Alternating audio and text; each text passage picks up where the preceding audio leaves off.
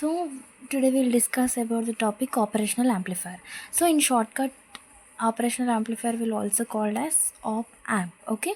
So what is the main use of this operational amplifier? We just get a very high gain and very high input impedance and low output impedance. And this op amp is available in the form of IC, that is called 741 IC. So this 741 IC is available as a 8-pin IC. Okay. And okay, I'll show the diagram of 741 IC. So this is a pin diagram of 741 IC. So for IC మెయిన్గా మనకి ఇట్లా curved shape అయితే వస్తుంది. So 741 IC అనేది మనకి 8 pin కాబట్టి, so first pin, second pin, third pin, fourth pin and fifth pin, sixth pin, seventh pin, eighth pin. Okay, for first pin and fifth pin no connection will be given. And second pin, third పిన్కి inputs ఇస్తాం. And fourth pin, seventh పిన్కి positive negative వోల్టేజ్ని అయితే apply చేయబోతాం. And sixth pin నుంచి మనమైతే output తీసుకుంటాం అనమాట. సో మనకి సింబల్ ఆఫ్ యాంప్ వచ్చేసి మనకి మెయిన్గా సెకండ్ పిన్, థర్డ్ పిన్ దగ్గర మనం ఇన్పుట్ అయితే ఇస్తున్నాం. సో ఇక్కడ సెకండ్ అనేది ఇన్వర్టింగ్ ఇన్పుట్ పిన్.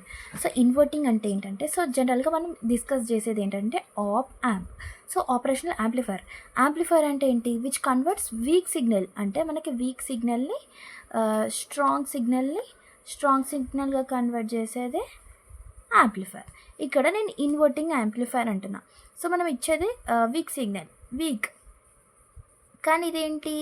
ఇన్వర్టింగ్ అంటే ఏంటి? రివర్స్ అయిపోతుంది మనకి ఇన్పుట్. ఓకే, ఇన్వర్టింగ్ ఇన్పుట్ ఇది.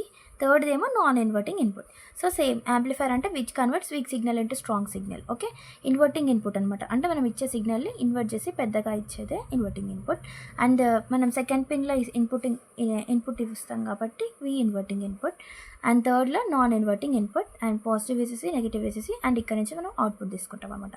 This is the symbol of op amp అనమాట, ఆపరేషనల్ యాంప్లిఫైర్. అండ్ మనం ఇంకా మెయిన్గా ఇంకా దీని గురించి ఏం తెలుసుకోవాలంటే, మనకు జనరల్గా ఎప్పుడైనా సరే V output is directly proportional to V inverting input minus V non inverting input అనమాట.